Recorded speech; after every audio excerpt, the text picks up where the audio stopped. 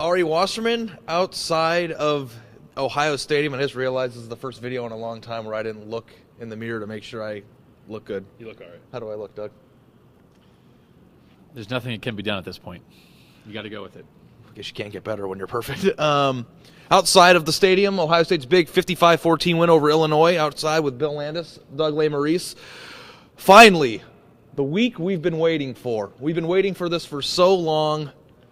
Michigan State week. We're really going to find out what Ohio State is, what we can expect for the future, whether this is a playoff contender, whether all the things that we've written about are going to come true, maybe a little dramatic.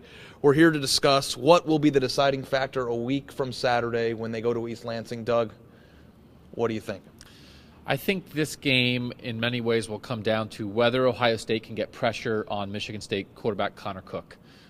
Last year, I think we didn't realize, maybe other people didn't realize quite how good Connor Cook was going into the Big Ten title game, and he made the plays in that game. We've also seen this year when Joey Bosa gets loose, when the other guys give a little support, when Michael Bennett plays well, this defensive line can be disruptive. They've been better at that, I think, the past couple games.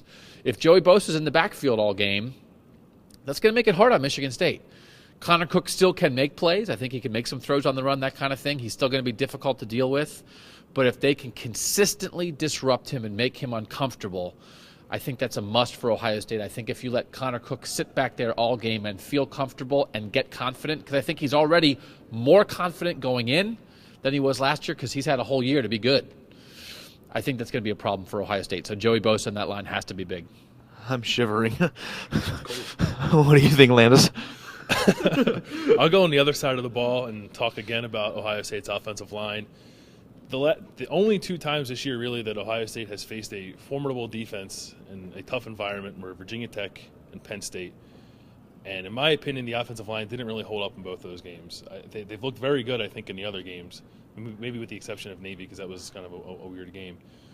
But on Saturday against Michigan State, I don't think they're going to see – Shalik Calhoun is probably the best player they're going to see all year on the defensive line. Penn State's defensive line was good, but I don't think they have a player like him. Virginia Tech, I think it was more the scheme, more so than it was a talent that kind of caused trouble for Ohio State's offensive line. And you have to take into consideration, too, that Michigan State's had a week to prepare for this game. And Bud Foster drew up – he had some time to think about his matchup against Ohio State. He drew some new stuff up. You have to expect Michigan State's going to do that next week against Ohio State's offensive line. So the key for me is that – they're not. I don't think they're going to keep JT Barrett clean the entire game, but I think they at least need to give him a couple seconds to get the ball out to those quick guys because even against Penn State, they didn't really do that, and he looked kind of shaky. He even looked a little bit shaky tonight against Illinois. I don't know if that's the knee or Urban Meyer said he was just kind of juiced up on adrenaline, so I don't know what that is. But if he's juiced up in a game like this, you should bet he's going to be juiced up in a game against Michigan State. And if people thought Bud Foster was a good defensive coordinator and caused problems, talk about Shalik Calhoun's a good player. Pat Narduzzi is the best assistant that Ohio State's going to go against this year, and Pat Narduzzi just spent a week working on ways to stop this Ohio State offense. Yeah, I think that to me is the biggest thing is what he's going to draw up to throw this offensive line, which is still relatively inexperienced. I know we're halfway through the season, but a lot of these guys, this is their first year seeing 7 games or 8 games of college football. So the biggest matchup for me has to be that defensive line versus Ohio State's offensive front. You have nice teeth. Do I really? I had braces for like 3 years. They're really nice. I don't like because it's like a weird angle because I'm like down here a little bit. You're always down there a little bit when you're. No, but like it's just like right into the teeth. You guys talked a lot about defense, and really that's the biggest thing. Mine is, as always, about the quarterback. I think that both times that JT Barrett this year has played good defenses, as you pointed out, Bill, he struggled. And they won one game and they lost the other, and now they're playing the best defense in a not as tough environment as maybe Penn State was, but it's still going to be probably a very tough environment. Probably anticipating it'll be sold out for the biggest Big Ten game of the year. Can JT Barrett go in as a freshman quarterback and make the plays? You can't be shaky. He was shaky against Penn State, and they got away with the win because I think Ohio State's a deeper, more talented team. Ohio State needs JT Barrett to be a weapon in East Lansing. They need to have to account for him. He needs to distribute the ball. He can't miss throws to wide open receivers who get open the way that he did against Illinois in the first drive. He had 3 different big plays go awry. So my key is JT Barrett capable of leading this team and making plays against a very good defense in a tough environment? He made some good throws against Illinois too. I mean, he made did, a really for sure, good yeah. throw. Yeah. He made a really good throw to Devin Smith. I think that was actually the best throw of his young career so far.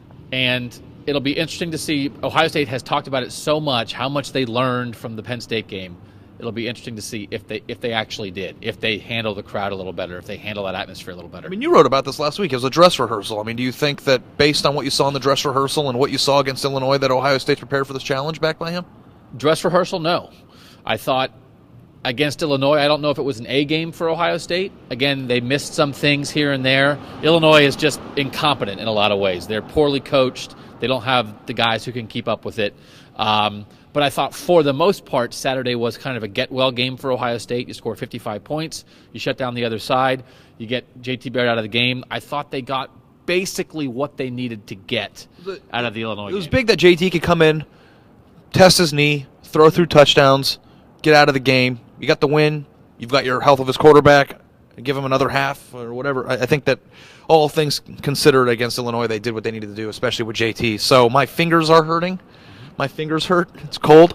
We're actually in a parking garage because I left the video stuff in my trunk. So we thought, we like to give you a little taste of Ohio Stadium. Can you see? It's nice. Smoke or steam or whatever that is. All right. It's really late. We get the extra hour Saturday night going into Sunday morning. I'm going to need that hour. For Bill Landis, Doug Lesmerises, I'm Ari Wasserman. What are you going to do with that hour? Did you have to take it there? People want to know. The people want to know. I'm going to write, Doug. I'm going to write. No, you are. Wow. I'll try again to close smoothly. For Ari Wasserman, Bill Landis, and Doug Lesmerises outside of Ohio State in a parking garage. Stay tuned. Be sure to give us your opinions. We've got a big week coming up for Michigan State, too, so be sure to stick with cleveland.com/OSU. What are you going to do with it?